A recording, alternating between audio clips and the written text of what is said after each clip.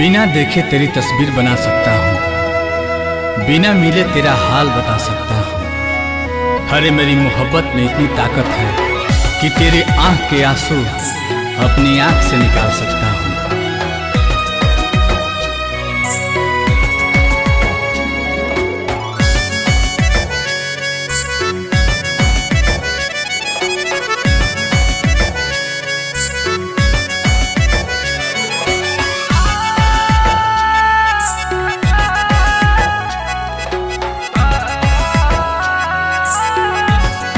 बिछड़ के को पल तोहसे जियल नइखे गवारा हो। कह कैसे उमर भरला सनम करब गुजारा हो।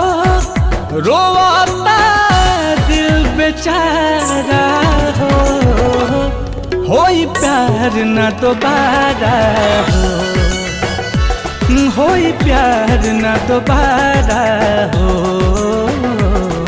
होई प्यार न दोबारा हो, होई प्यार न दोबारा हो।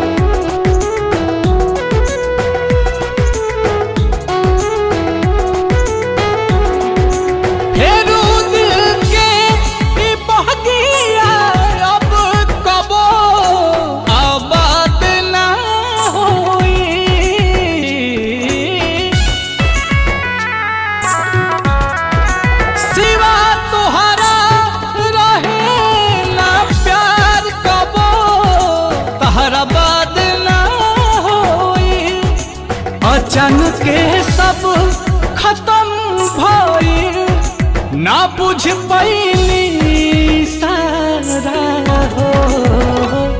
होई प्यार न दोबारा हो, होई प्यार न दोबारा हो,